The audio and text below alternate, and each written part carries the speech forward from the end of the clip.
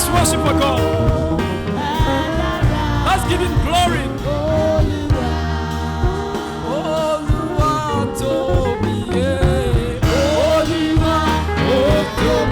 He's big. Our God is too big. He's almighty God. No like him. He has manifested himself in his word. Hallelujah. Hallelujah.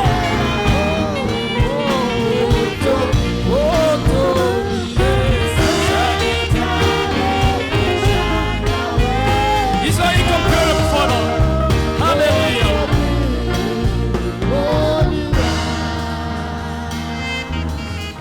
Mama Mirigi, Mama Mirigi, Mama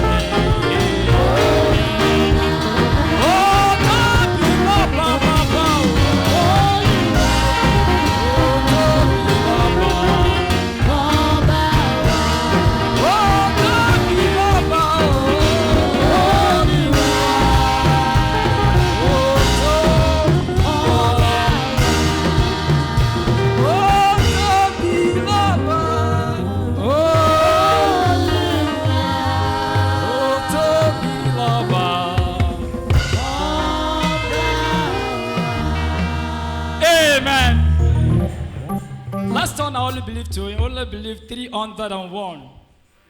I'm so glad that our Father only believed 301.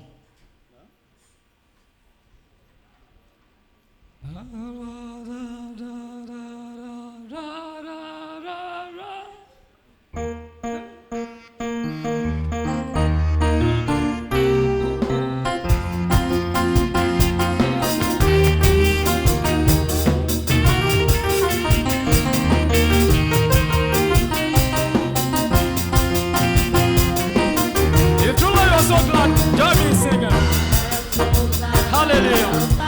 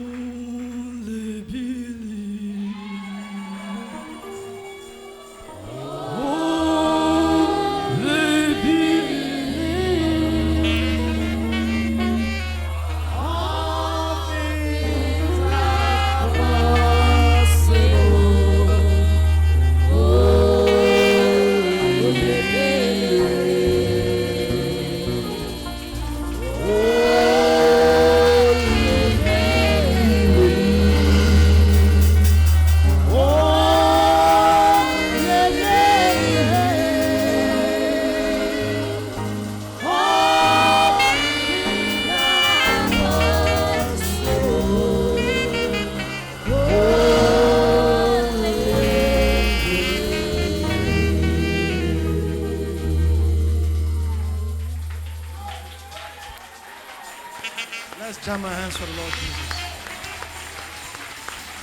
Be seated. Amen. Please be seated. The Lord bless you. The Lord inhabits the praises of his people.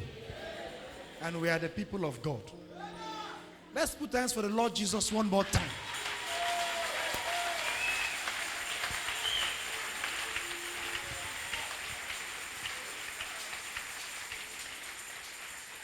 Before our brother comes, as he's coming, it's a thing of joy. Amen. Because when sometimes we hear testimony, it looks as if it is stories. Amen. But one time, the last time I was there was in December. I was there with some of our brothers in Karamoja.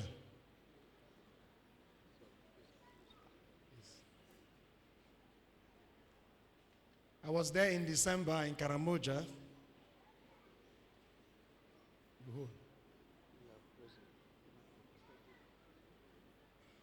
I was there in December in Karamoja. In Karamoja. Mo ní oṣù kejìlá ọdún tí ó kọjá mo wà ní Karamoja. And it was our first time since God took away the apostle that he sent to them. Ó jẹ́ ìgbà àkọ́kọ́ tí máa lọ bẹ̀ lẹ́yìn ìgbà tí Ọlọ́run mú àpọ́stélì tó rán sí wọn lọ. His name was Brother John Mark Lause. Orúkọ ọkùnrin náà ni arákùnrin Johannu Mark Mause. He was leading a few cows in the desert. Ó ní ọ̀pọ̀ àwọn màlúù ní aṣálẹ̀. And God appeared to him in the face of Jesus Christ. Ọlọ́run farahàn pẹ̀lú ojú Jésù Kristi. Told him that there is a higher life than this life. Pé ìgbé ayé kan wà èyí tó ga ju ìgbé ayé tí ó gbé ní àkókò yẹn. This is a cow somebody has never seen in school. He told him that I have called you as an apostle to your people.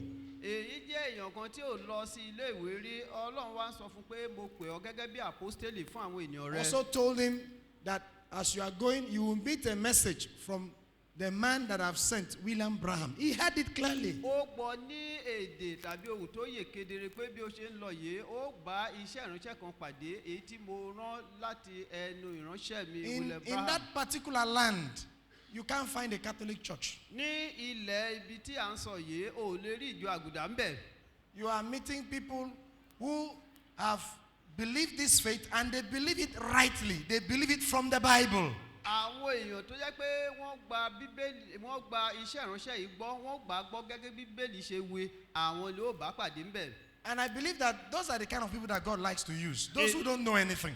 Èmi sì gbàgbọ́ pé irúfẹ́ àwọn èèyàn bẹ́ẹ̀ ni Ọlọ́run máa ń nífẹ̀ẹ́ sí àti lò àwọn èèyàn tí ò mọ ohunkóhun. I feel very humbled Ọkàn mi wá rẹlẹ̀ to meet these people. láti bá irúfẹ́ àwọn èèyàn yìí pàdé. The first time I was there, Ìgbà àkọ́kọ́ tí máa débẹ̀, I started doing somehow. mo bẹ̀ sí ń lọ́ra díẹ̀. But the Lord asked me, what if you were them and they were you? Ṣùgbọ́n Olúwa béèrè lọ́wọ́ mi pé tó bá jẹ́ ìwọ ni wọ́n tàbí àwọn ni ó ń kọ́. They wanted to give me food. Wọ́n fẹ́ fún mi lóúnjẹ. And there is only one plate in the whole of the community. Abọ́ oúnjẹ kan péré ló sì wà ní gbogbo àwùjọ ibẹ̀. So they sent to call that they should bring the plate so that they can serve their special visitor. Wọ́n wá ránṣẹ́ pé kí wọ́n mú abọ́ ìjẹun kan ṣoṣo tó wà ní gbogbo abúlé yẹn pé kí wọ́n mú wá pé wọ́n fẹ́ fi gbóúnjẹ. Because there was no water. Nítorí pé kò sí oúnjẹ. The young boy that was bringing the plate, Ọ̀dọ́kùnrin èyí tó mú as he was running, coming, bó ṣe ń sáré ń bọ̀. he was licking it to clean it. Bẹ́ẹ̀ ni ó wá bẹ̀ sí fi ahọ́n pọ́n lá, ó fa ahọ́n pọ́n And lá. I saw that one. Mo rí, mo fojú mi So rí I yẹn. told them, even me myself, I don't used to eat with plates. Èmi fúnra mi ò kí wá fi abọ́ jẹun mọ́. Give me leaf. Mo ní kán wá ewé fún mi. So I pluck a leaf and they put the food there. Bẹ́ẹ̀ ni mo wá já ewé kan, mo ní oúnjẹ náà kán fi sí ibẹ̀. Sorry to say this. Really, men live like animals. Ẹ má bínú pé mo sọ èdè yìí pé àwọn èèyàn ń gbé bí ẹranko. But when the Holy Ghost comes, Ṣùgbọ́n nígbà tí ẹ̀mí wọn bá dé, things change. ohun gbogbo yóò yí padà. I'd like us to sing a song to welcome this servant of Ẹ God. fààyè gbà mí láti kọ orin yìí láti pe He's ìránṣẹ́ from- Ọlọ́run wá sórí pẹpẹ. He's from a place called Kanhole. Orin yẹn ó jẹ́ ohun tí mo mú wá láti ibì kan tá ń pè ní Kahole. And his name is Brother Lokoro Samuel David. Orúkọ arákùnrin òun ni Lokoro. arákùnrin Lokoro Samuel. So we are going to sing an old song from them. A kọ orin ògbólógbò kan láti ọ̀dọ̀ wọn. Then he will sing it for us. Òun náà wá kọ fún wa. Do you remember the song? Ilé rántí orin náà. Let's sing. Ẹ jẹ́ ká kọ. Alori Jerusalem. Alori Jerusalem. Glory Jerusalem. Glory Hallelujah, Jerusalem. Hallelujah, Jerusalem. Hallelujah, Jerusalem. Glory Abraham. Hallelujah, Jerusalem. Hallelujah, Jerusalem. Glory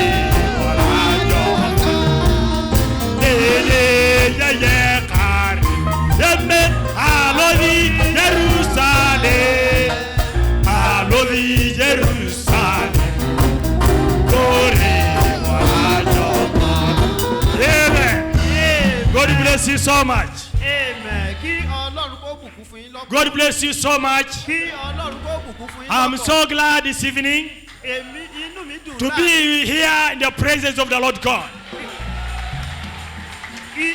Inú mi dùn púpọ̀ láti wà ní ìní wa. I want to tell you Mo fẹ́ sọ fún yín. that God bless you. Amen. Mo fẹ́ wí fún yín pé And kí let Olúwa- God bless his servant which has already ministered today. Mo fẹ́ wí fún yín pé kí Ọlọ́run kó bùkún fún yín. Kí Ọlọ́run I'm kó known by bùkún the name fún- Lokoro Samuel David. Lokoro Samuel David.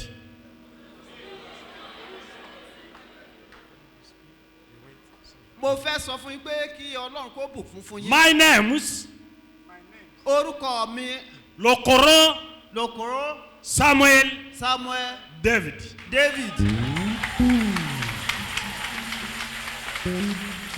Let me spell the name Lokoro. Ẹ jẹ́ kí n dúpẹ́ lọ́wọ́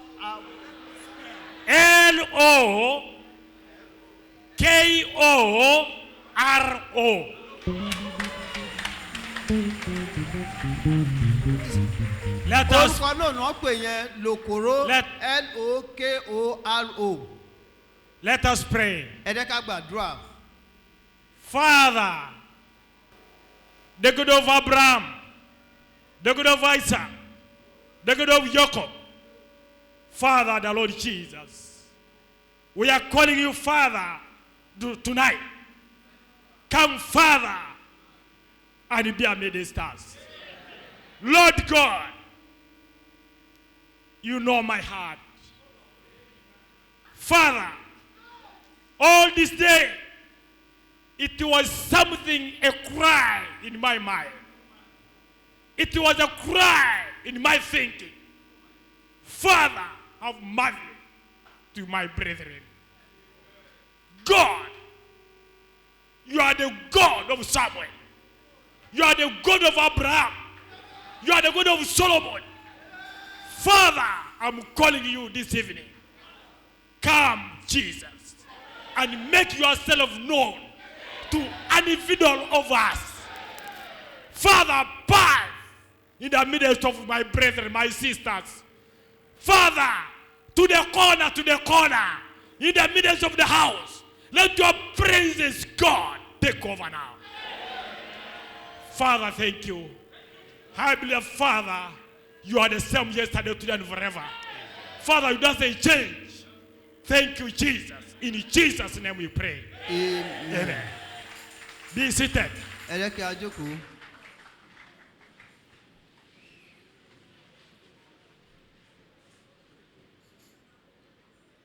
I want to begin with saying, Mo fẹ́ bẹ̀rẹ̀ láti máa sọ wípé I thank God mo dúpẹ́ ní ọwọ́ Ọlọ́run the first thing, how God did a wonderful thing to bring our brother Nice to Karamoja. Ní àkọ́kọ́, ohun bí Ọlọ́run ṣe ohun ìyanu tó mú arákùnrin Nice wá sí ìlú wa. Those years back,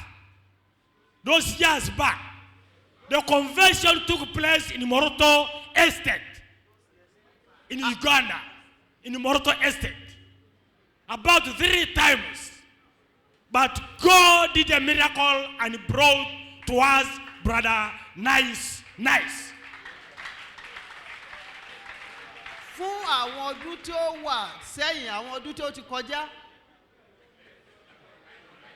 ó wá tó àkókò kan tí Ọlọ́run mú arákùnrin Nice wá sí ìlú wa. And brethren, the time God brought the brother, we benefited from his ministry. Àkókò tí Ọlọ́run sì mú arákùnrin Nice wá sí ìlú wa yìí, á jẹ àǹfààní púpọ̀ nínú iṣẹ́ ìránṣẹ́ rẹ̀. Now, I want to say something brief. Mo fẹ́ sọ nǹkan ní èrèfé. In Karamoja, Ní Cambodia, how salvation entered Karamoja. ọ̀nà tí ìgbàlà gbà wọ ìlú Cambodia. There is the 1970s, Ní àwọn ọdún 1970s. 1971. Ní pàtó 1971. Our pastor John Mark Lause, Bí olùṣọ́àgùntàn Pastor Jonah Mark Lause. he met another Muteso man.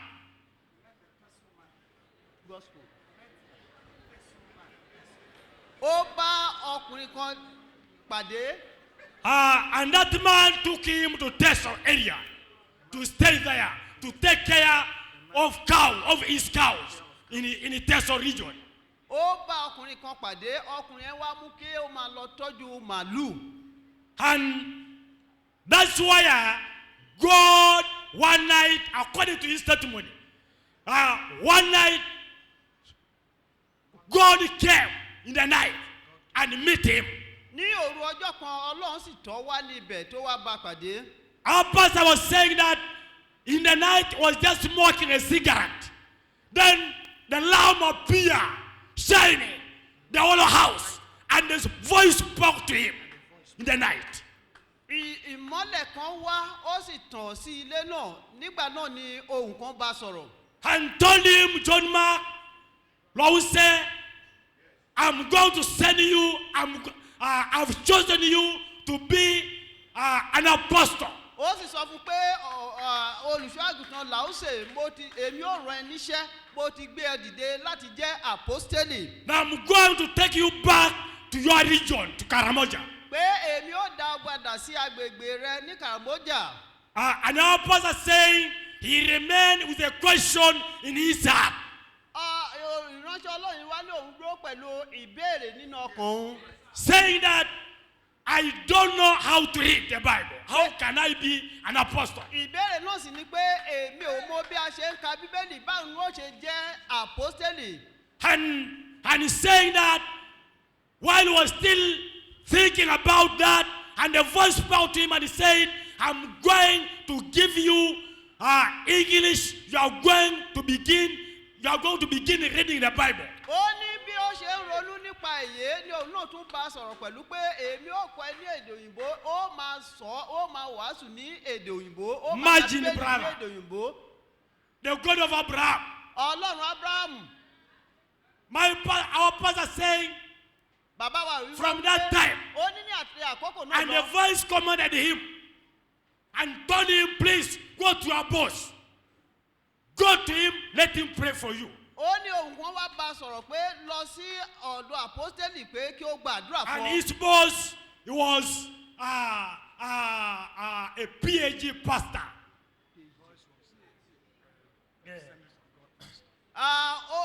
Ohun yẹn sì jẹ́ ti olùṣọ́àgùntàn ti ìjọ Assemblies of God. That very time, and the lamb began moving before him. The lamb began moving, shining. He began moving ahead of him. Bẹ́ẹ̀ ni Ọlọ́run wá bẹ̀rẹ̀ sí rìn, bẹ́ẹ̀ ni Ọlọ́run wá bẹ̀rẹ̀ sí ṣiṣẹ́. Now, he came out of his house and he went following the lamb to his boss house in the night, midnight. ó wá jáde ní ilé rẹ̀ ó wá bẹ̀rẹ̀ sí tẹ̀lé ìmọ́lẹ̀ yẹn. Now, when he reached to the door and he began knocking, and the lamb went off. bí ó ṣe dé ẹnu ọ̀nà tí ó kanlẹ̀kùn bẹ́ẹ̀ ni ìmọ́lẹ̀ yẹn fi sílẹ̀. Then after knocking, and his boss came out and asked him, "What's wrong? What's wrong?" nígbà tí ó kanlẹ̀kùn tán ni èèyàn kan olùṣàgùntàn yẹn wá jáde tó wá béèrè lọ́wọ́ ẹ̀ pé kí ló dé. Then our pastor told him, "Please pray for me." nígbà náà ló wá sọ fún pé ẹ jọ̀wọ́ ẹ gbàdúrà fún mi. Then he stayed in Teso some years, some good years. ó wá sọ fún pé kó dúró ní Tẹ́sùs fún ọdún méje. Then after there, then he came back to Karamoja. lẹ́yìn ìgbà náà ló wá padà lọ sí Karamoja. In the year 1988. ní ọdún 1988. Then he came back to Karamoja. ní ìgbà náà ló I padà lọ was in sí. Kampala. ìgbà náà ló padà lọ sí Karamoja. In 1989, nígbà tó máa di 1989. March, oṣù then kẹta. I went also back to Karamoja. mo wá lọ sí Karamoja. In Kampala, I was in the Full Gospel Church. ní ìlú Kampala yẹn mo wà ní ìjọ Foursquare.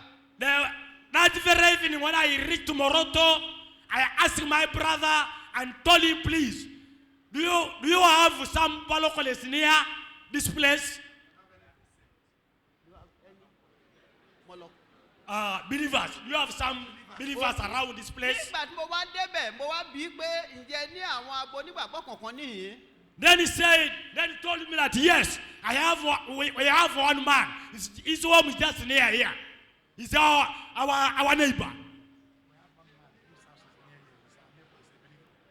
ó ní nítòótọ́ àwọn ní arákùnrin kan níhìn tí ilé rẹ̀ wà nítòsí tí ó jẹ́ onígbàgbọ́. Very early in the morning, ní òwúrọ̀ I told him, "Please, before I watch my faith, I told him, let's go. I want to see that man." mo ní òwúrọ̀ kùtùkùtù kó lọ́dì pé mo fọ ojú mi mo ní jẹ́ ká lọ mo fẹ́ rí ọkùnrin náà. Then he took me to Pastor John Makolause.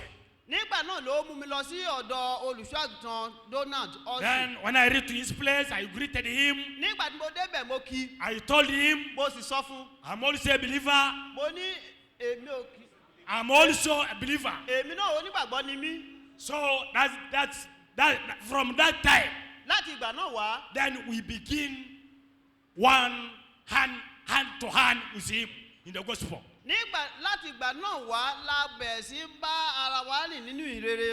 I found only one man who was an elder of the church, or Moroto church.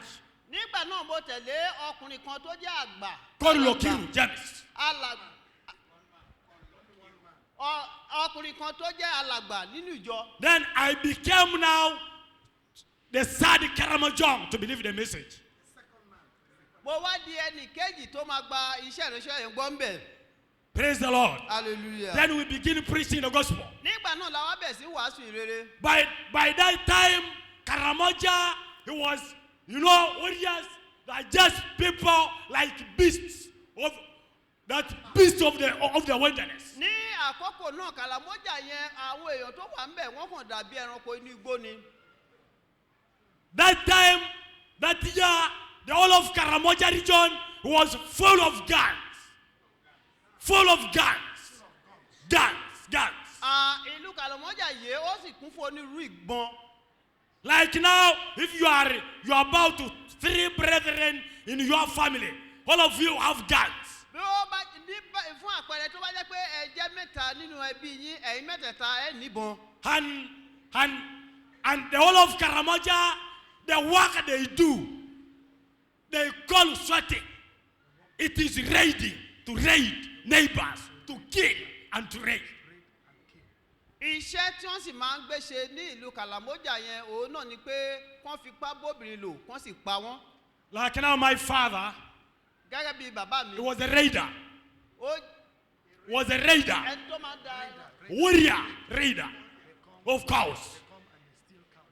ó jẹ́ ẹni tó máa ń jalè àwọn èèyàn tó máa ń lọ káàkiri inú ibi tí wọ́n ń tọ́jú màálù sí tí wọ́n á lọ jí màálù In bẹ́ẹ̀. 1972, Ní 1972 they went to like a private estate wọ́n lọ sí Nakapirivi estate to raid, láti lọ jalè ńbẹ̀. and that the day was killed from there. Lọ́jọ́ náà wọ́n sì pa ńbẹ̀. Yes. Yeah, my father Lọ́jọ́ was náà killed. wọ́n pa bàbá mi ńbẹ̀. Yeah, praise the Lord. Hallelujah. So I want to tell you that the time now we begin preaching the gospel. Mo fẹ́ sọ fún yín nígbà tí mo bẹ̀rẹ̀ sí wàásù ìrere. We told our brethren, our people, please, if you believe, surrender to God. Don't go back to raid. Throw your gun. Nígbà tí a ń wàásù pé tí o bá gbàgbọ́ o pé ẹ̀rí kò gbàgbọ́ òun náà ni kò sọ ìbọn rẹ nù. You know, Karamajongo people, they believe in culture. Àwọn ará ìlú Karamojaye wọ́n gbàgbọ́ nínú àṣà. When they gather one place, they kill bulls and goats.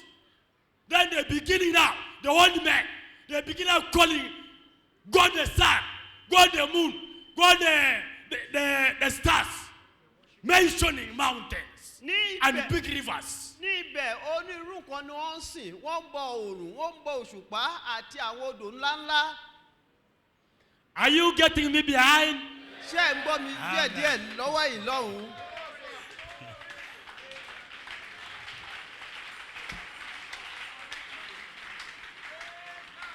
Brethren, that is the time whereby the same year, 1989, the battle began within Karamojo.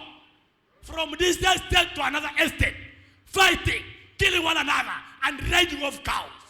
Ní oṣù kejìlá ní 1989 ní Karamojaye ní àwọn èèyàn wọ́n bẹ̀ sí ń jà wọ́n bẹ̀ sí ń parun láti ibìkan dé ibòmíì. Even the soldiers, NRM soldiers, they feared warriors. Because when they met soldiers, when they see soldiers coming, they became very happy because they know that they are going to finish them. Àwọn tó lè jẹ́ ọmọ ogun pàápàá wọ́n tún bẹ̀rù ará ìlú Karamojaye nítorí pé wọ́n mọ̀ pé wọ́n bá dojúkọ wọ́n ó pa wọ́n ni. Until the government, the soldiers failed to manage warriors. Until the government begin using aeroplanes, helicopters, and big DC tanks. You interpret, brother. Praise the Lord. You interpret. The soldiers, the government tried to stop these warriors. The Karamojons are warriors. So when they started fighting, the government sent soldiers to stop them. They could not overcome the warriors. The warriors killed the soldiers. They brought aircraft. They could not still overcome them, including tanks. They can go to raid in Kenya, to Kenya country, killing people and bringing cows. Now, from their place, right, no, from their place, they go as far as Kenya, Láti ìlú wọn yìí wọ́n lọ títí dé Kenya. like from Lagos to Benin, Bẹ́ẹ̀ni pé kí wọ́n wá láti ìlú Èkó lọ sí Benin. on foot Wọ́n rinsẹ̀ to steal cows. láti lọ máa jí màálù. So in the raiding, what they do, they charm the cows. Bí wọ́n bá ṣe kó màálù yìí wọ́n á fi oògùn mu. It could be 1,000. Ó lè tó be ẹgbẹ̀rún. 500. Ó lè tó ẹ̀ẹ́dẹ́gbẹ̀ta. That cow will start running from that Benin to Lagos with them, running Àwọn màálù yìí ti tó. non-stop. Àwọn màálù yìí ti tó pé wọ́n ti fi oògùn mu wọ́n á bẹ̀ sí sáré tọ̀ wọ́n láti irú They ìdè. can come from Karamaja to Kotakui estate, going to Soroja estate, going to Mora estate, passing Serra estate. How many estates? About They- 4. They Deep in the villages. They move from state to state, running with those cows from state to state, from Lagos to Akure, from Akure to Warri, from Warri back to Benin. Just like that. Tulira. Wọ́n sáré. Tulira estate. wọ́n sá láti ìpínlẹ̀ kan dé ìpínlẹ̀ mìíràn bóyá láti ìpínlẹ̀ Èkó lọ sí ìpínlẹ̀ Oǹdó láti bẹ̀ lọ sí Benin on foot. lórí ẹsẹ̀. And I want to tell you, brethren, when now we begin to pray concerning that matter, when we begin When to they began pray, praying, nígbà tí wọ́n bẹ̀ sí ń gbàdúrà nípa ọ̀rọ̀ yìí he took a period about margin from 90. We begin to pray he took a period about 15 years. they started 15 praying years. for about 15 years before God will solve that problem. We say, let us pray, let God come down and remove God. Because people are dying day and night. wọ́n bẹ̀ sí gbàdúrà wọ́n gbàdúrà fún ọdún márùndógún fún ọ̀rọ̀ yìí pé kí Ọlọ́run kó paná ọ̀rọ̀ náà wọ́n ṣe bẹ́ẹ̀. 2003. 2003, nígbà tó di ọdún 2003 There is a time whereby the soldiers went in Kotido Estate. the soldiers went to Kotido Estate, a nearby town. àwọn ọmọ ogun wọ́n tún lọ sí Continual Estate ní ìlú tó súnmọ́ wọn. They went to the place called Opio. They went. wọ́n lọ sí ibì kan tó ń pè ní Opio. When they reach there, then they begin now fighting with warriors. And the warriors killed the soldiers. More soldiers came. Aeroplane came from Entebbe for armament. Was thrown down. Was killed them. They killed the major. And the matter began now. They almost cleared the soldiers in Uganda in 2003 because they are expert warriors. They killed the soldiers. They came for reinforcement. They finished them. wọ́n fẹ́ pa gbogbo àwọn ọmọ ogun tán nítorí pé àwọn wọ̀nyí jẹ́ jagunjagun. wọ́n tún lọ gbé àwọn ọmọ ogun mìíràn wá síbẹ̀ wọ́n pa wọ́n nítorí pé àwọn jẹ́ jagunjagun. And the government now put that thing as a debate in the parliament of Uganda. How shall we remove guns from these people? It became a serious matter in the government to how to stop this situation. ó wá di wàhálà ńlá lọ́wọ́ ìjọba bí wọ́n ṣe dẹ́kun wàhálà yìí. They only had a story, and then the Israelites, they came Israelites, and they said, we shall use only 2 weeks to remove the guns within the Karamoja region. The Israelites came to assist. àwọn ọmọ Ísírẹ́lì wá láti ṣe ìrànwọ́ pé láàrin ọ̀sẹ̀ méjì àwọn yóò fi òpin sí nǹkan yìí. Then America said, 3 months, I will finish guns in the Karamoja. The Americans came. They said they will use 3 months. àwọn ará Amẹ́ríkà wá wọ́n sọ pé oṣù mẹ́ta ni ó ná wọn láti parí Then after ọ̀rọ̀ that, yìí. then Museveni said, no, The we are going to use only our knowledge, our soldiers. Then the president said no. ṣùgbọ́n ààrẹ orílẹ̀-èdè wọn wá sọ pé bẹ́ẹ̀ kọ́ pé àwọn ọmọ ogun tiwọn ni àwọn yóò lò. Then Museveni came to our place and he made a meeting with the warriors and they select the real men of the warriors, the big men of warriors. They met the elders of the warriors. wọ́n wá bá àwọn tó The jẹ́ president himself. ààrẹ orílẹ̀-èdè yẹn lọ bá àwọn tó jẹ́ àgbààgbà àtàwọn olórí àwọn jagunjagun yìí ó wá bá wọn ṣe He pàdé. talked with them, they took them to the training. After that, then they called more and more and more. Those who have guns only. Those who have guns. But that's the way how the government managed to remove the guns from Karamoja. So the government discussed with them in terms of placing the security in the hands of those who were the troublemakers. ìjọba wá bá wọn jókòó sọ̀rọ̀ ohun tó wá ṣe òun náà ni pé wọ́n wá fa ààbò ìlú lọ́wọ́ àwọn èèyàn tó jẹ́ pé àwọn kan ló ń jẹ́ wàhálà ibẹ̀ àwọn náà wá fa ààbò ìlú lé lọ́wọ́. Before the disarmament came, Before the disarmament came, kó tó di pé wọ́n gba ohun ìjà wọn yìí. the number of believers was just increasing and increasing. Increasing. The real warriors. àwọn tó They jẹ́ throw the gun, they throw everything, and they separate to the word of God. àwọn tí ó jẹ́ ọmọ onígbàgbọ́ wọn bẹ̀ sí ń pọ̀ sí i àwọn tó sì ń gbàgbọ́ yìí bẹ́ẹ̀ náà ni wọ́n ju ìbọn wọn nù wọn ò gbébọn mọ́ bẹ́ẹ̀ ni àlàáfíà wá bẹ̀ sí ń by the jọba word of God.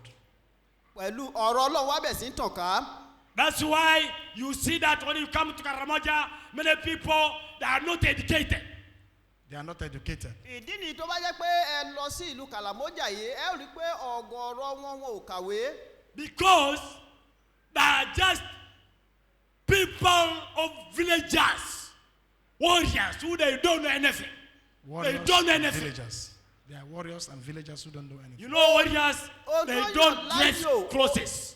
wọ́n jẹ́ jagunjagun wọ́n jẹ́ àwọn èèyàn tó jẹ́ ará abúlé tún òsì mọ́ And they don't oko wear clothing. bẹ́ẹ̀ ni wọn kì í sì máa ń wọṣọ. When you read to the Christ, you will see people, black people, no clothes.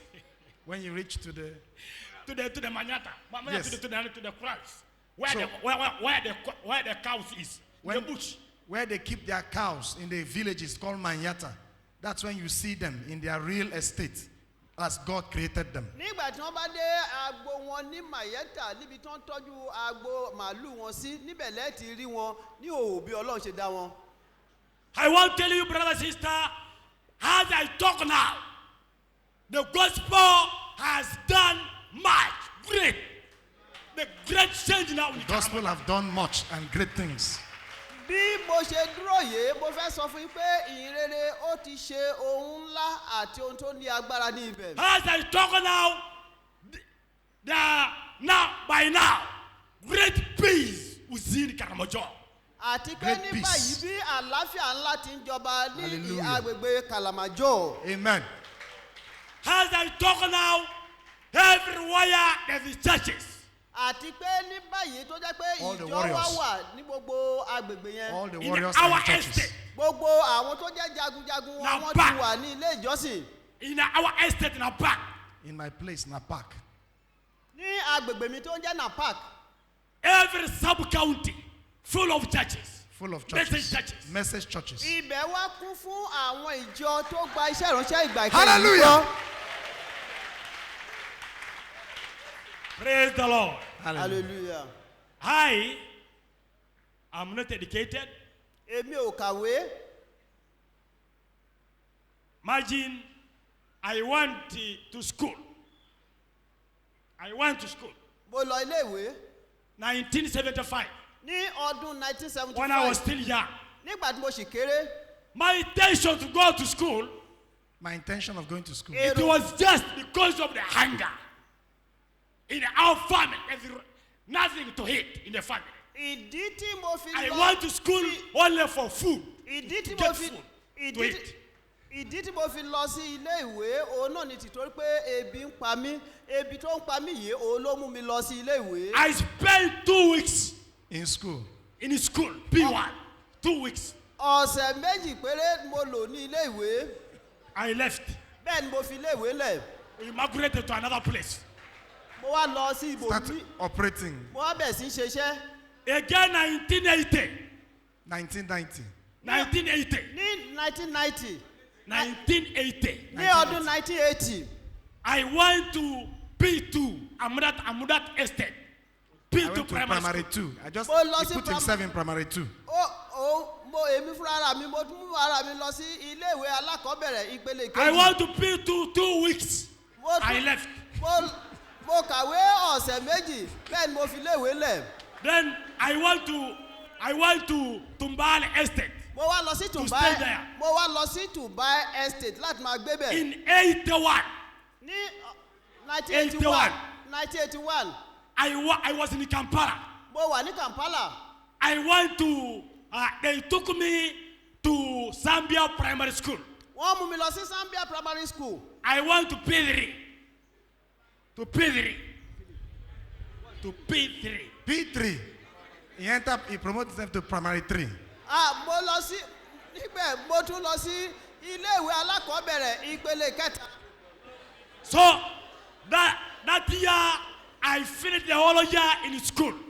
ọdún yẹn mo wá jókòó mo fi gbogbo ọdún yẹn kàwé ní ilé ìwé yẹn The end of the year, nígbà tí òpin ọdún máa dé all subjects, gbogbo ẹ̀kọ́ tí a kọ́ gbogbo iṣẹ́ English, mathematics, geography, science, history, mathematics only, I get 62 marks.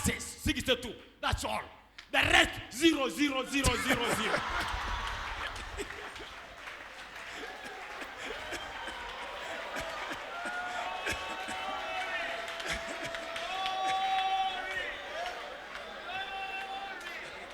gbogbo iṣẹ́ onírúurú tó ń kọ́ wa bóyá èdè òyìnbó ni tàbí ìṣirò tàbí geography tàbí history ẹyọ kan péré ní gbogbo àwọn iṣẹ́ yìí òun mo ti gba àmì bíi méjì nínú mẹ́ta ṣùgbọ́n gbogbo yòókù òdo ni mo gbà.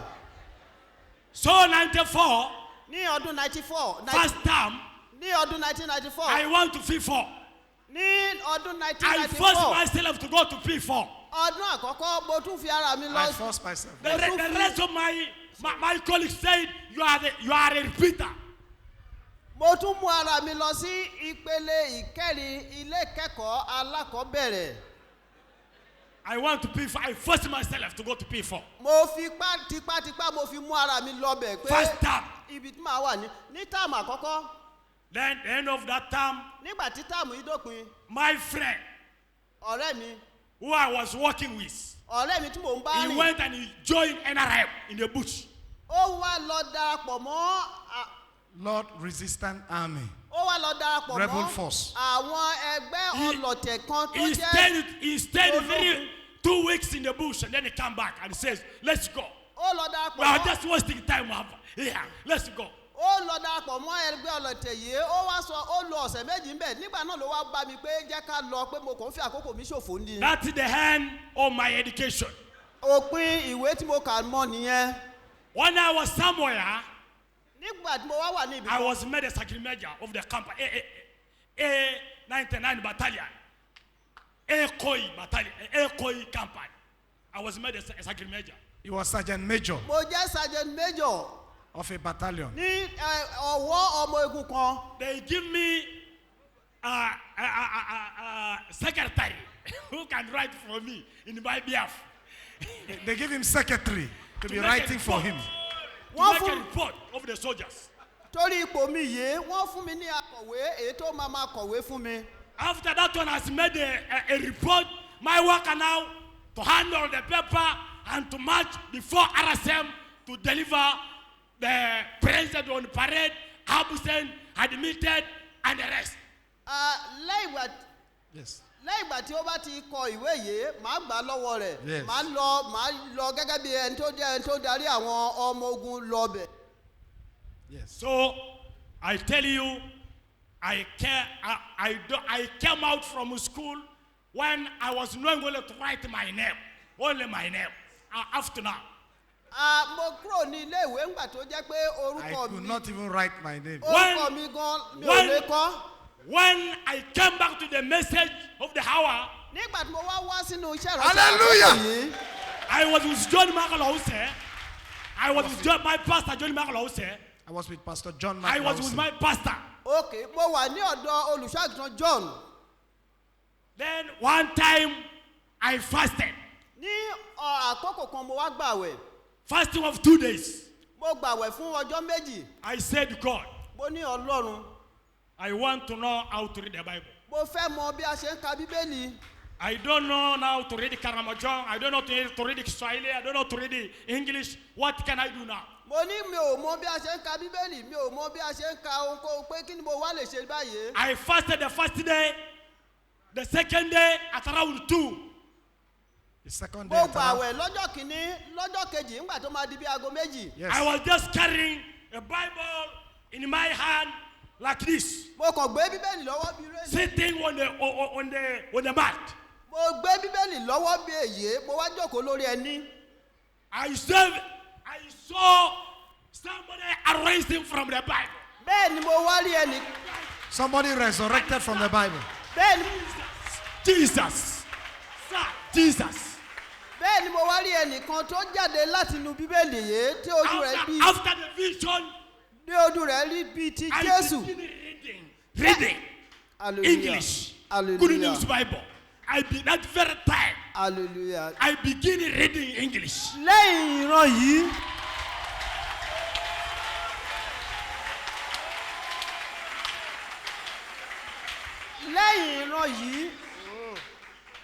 lẹ́yìn ìran yìí tí mo rí ẹnìkan tó jáde láti inú bíbélì tí ojú rẹ̀ dàbí Jésù yẹn lẹ́yìn ìgbà náà ni mo wá bẹ̀ sí ka bíbélì ní èdè òyìnbó. I believe that the day God appeared to me and give me English. mo gbàgbọ́ pé ẹni tó fi ara ẹ̀ fún mi yé òun náà ló kọ́ mi ní èdè òyìnbó. That was the day the Lord appeared to me and gave me English. lọ́jọ́ náà ni ọlọ́run farahàn fún mi tí ó sì kọ́ mi ní èdè òyìnbó.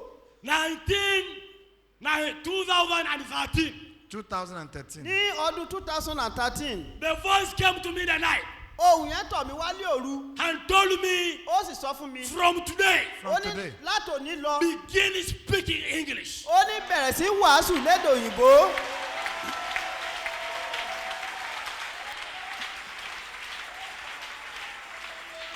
So, brethren, my brother, I want to tell you, there is a man, one younger man who believes in my ministry. He believes the message. mo fẹ́ sọ fún yín ẹ̀yà ara ọkùnrin kan wà nígbà kan tó gbàgbọ́ He's mo gba iṣẹ́ now, ìránṣẹ́ yìí gbọ́ he's now a nínú pastor. He's now a pastor of Matan Church. Pastor Nice knows. Even Brother Church knows. ó jẹ́ olùṣọ́ àgùntàn ní ìjọ kan Matani nísinsìnyí Church. Matani Matani. Church. Matan Church olùṣọ́ àgùntàn náà sì mọ́. Brother Peter Aleu was not knowing how to read the Bible. olùṣọ́ àgùntàn Peter yìí kò mọ bí a ṣe ń ka bíbélì. The time he believed, I prayed for him. I told him, don't go back to your home. Stay with me. He stayed with me. Follow man. nígbà tí ó gbàgbọ́ mo gbàdúrà fún un mo wá sọ fún pé kí ó má lọ ilé rẹ̀ ó wá dúró tì mí fún oṣù mẹ́rin 1 Then month. fún oṣù kan. I told my friend who was staying with me, called Philip, I told him, begin teaching him letters, A, B, C, D. nígbà tí ó dúró tì mí yìí mo wá bẹ̀rẹ̀ sí kọ ní abidi. Then from there, after I learned those letters, he began, he went to his place, to their home, he stayed there, he went for fasting in another river. From there, he came back reading the Bible, Karamazon Bible. After now. láti ìgbà náà ló lọ sí ìletò rẹ̀ ó gbàdúrà ó gbàwẹ̀ ńbẹ̀ nígbà tó máa padà dé ó wá bẹ̀ sí ka bíbélì ní èdè òyìnbó. Correct. God bless you so Karamazon. much. ní Kalamajo. In a brief, that's the testimony I can give you. ní èrèfé èyí ni ẹ̀rí tí mo lè sọ fún yín.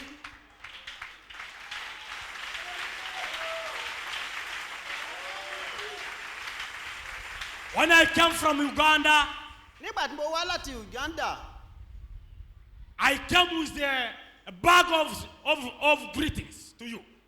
A bag of greetings. mo wá pẹ̀lú ẹrù àdìjọ tí ìkíni mo mú wá fún I yín. brought greetings from my wife, my children.